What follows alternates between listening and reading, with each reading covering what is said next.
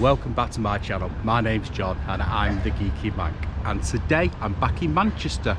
So I'm going to do another city centre walk, visiting the different historic sites, buildings and statues along the way. Now our first location was just outside the Midland Hotel, where I finished off my last video. And the next building we're going to actually visit, the whole reason this hotel was built was because of it. So let's take a look.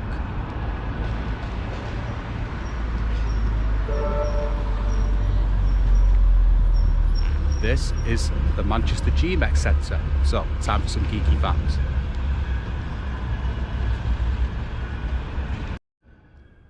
Manchester Central is an exhibition and conference centre converted from the former Manchester Central railway station. The station was built between 1875 and 1880 and opened on the 1st of July 1880. The Grade 2 listed building was one of Manchester's main railway terminals between 1880 and 1969 when it closed. In 1978, Greater Manchester County Council acquired the structure to redevelop as a concert venue. In 1982, work began, which took 4 years. The Manchester Exhibition Centre, or GMX Centre, was opened by Queen Elizabeth II in 1986. I'm just outside the GMX Centre again, which you can see. Now this area used to be known as St Peter's Field, and there's actually a monument just over here that I want to show you.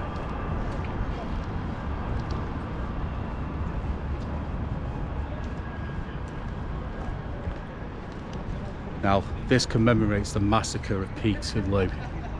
So on that day, people had gathered to actually protest against, well, looking for reformal rights in voting for Parliament. Cavalry were ordered to charge at the people demonstrating. Sadly, 18 people lost their lives and between 400 to 800 people were injured. It is one of the darkest days in Manchester history, and I do plan on doing a video leading up to the events of the day. So our next location is just across the road.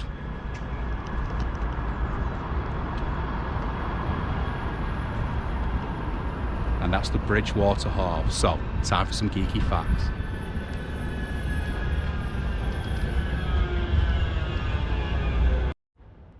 The Bridgewater Hall held its first concert on the 11th of September 1996. It was officially opened on the 4th of December that year by Queen Elizabeth II and the Duke of Edinburgh. The concert venue hosts over 250 performances a year. It is home to the Harlow Orchestra as well as the Harlow Choir and Youth Orchestra.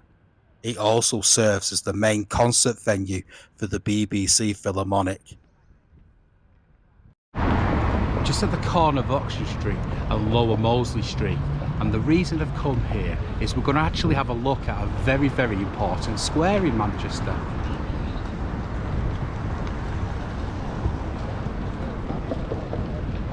So this is St Peter's Square.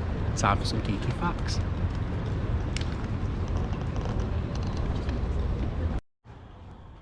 St Peter's Square is a public square in the city centre. The area around St Peter's Square was known as St Peter's Field and was the site of the Peterloo massacre. The name derives from St Peter's Church, which was built between 1788 and 1794, where the gardens are today. It was demolished in 1907.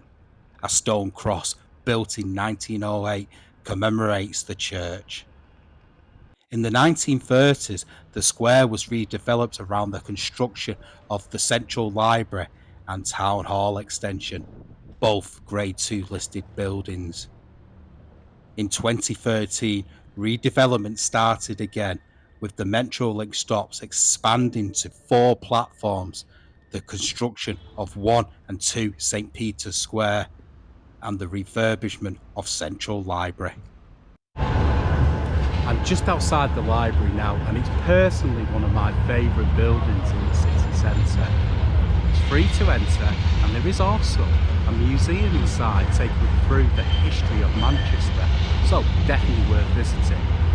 So the next person we're going to visit is actually just across the other side of the square, and probably one of the most influential people in voting rights in the 20th century. So let's go and take a look.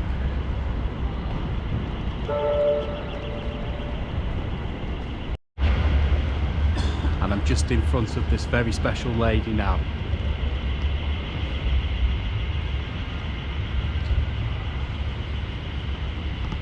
This is Emmeline Pankhurst. So, time for some geeky facts.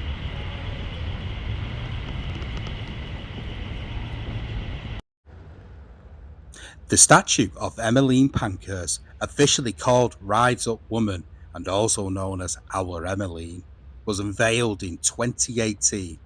This was to mark the centenary of the 1918 general election in which women over the age of 30 could vote. Born in 1858 in Moss Side, Manchester, she was a political activist who organised the UK suffragette movement and helped win the right to vote for women.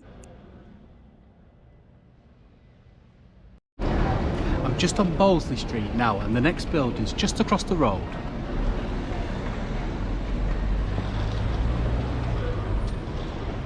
So, this is the Manchester Art Gallery, and it was completed in 1835 and opened to the public in 1837. Today it is still an art gallery and it's free to enter, and it's open 6 days a week. So, certainly an interesting place to come and visit.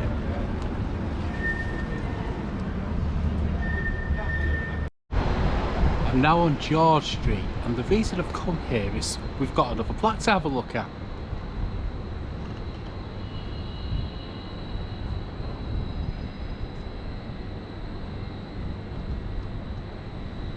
Now this is another plaque for John Dalton, who I covered in my last video, and he actually lived here for the last 26 years of his life. So what we're going to do now is we're going to head over to Manchester's Chinatown and take a look round there and obviously give some geeky facts. So let's crack on. Manchester's Chinatown is the second largest Chinatown in the UK and the third largest in Europe. The first Chinese settlers arrived in the early 20th century. Many were engaged in the laundry trade. A Chinese immigration wave began in the 1950s, and by the 1970s, other Chinese businesses had opened, such as medicine shops, supermarkets, and financial services. I'm now on Portland Street, just next to Princess Street, and the reason I've come here is to visit a pub. I don't really need excuses to visit a pub, but again, I do have one today, so let's take a look.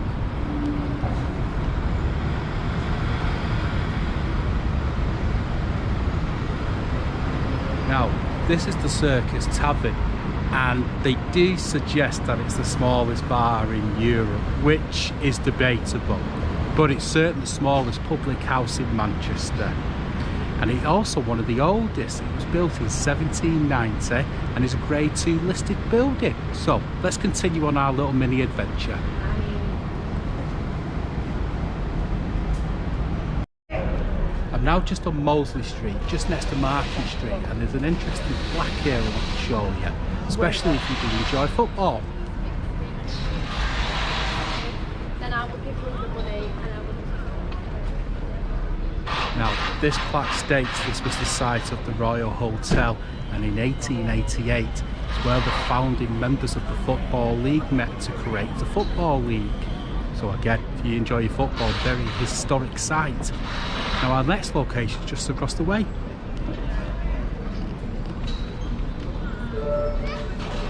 This is Piccadilly Gardens. So, time for some geeky facts.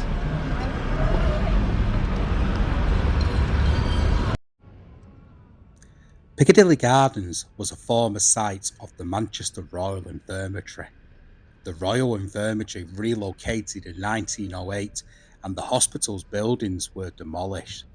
The site remained empty for many years until the 1930s, when it was decided to turn the site into public gardens.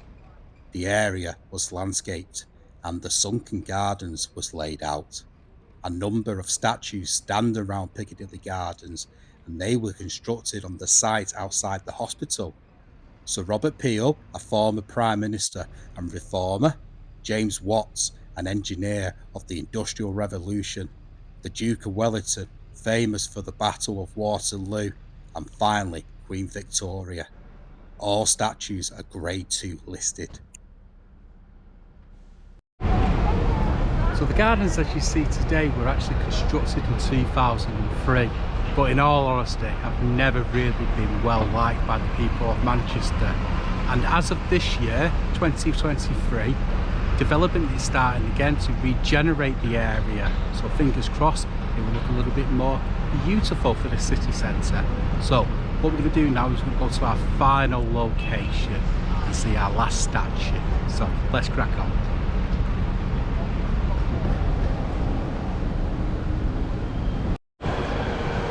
And I'm here just outside Manchester Piccadilly, where of course we did start off our first lot of videos. But the reason I've come here is to have a look at a statue. So let's take a look.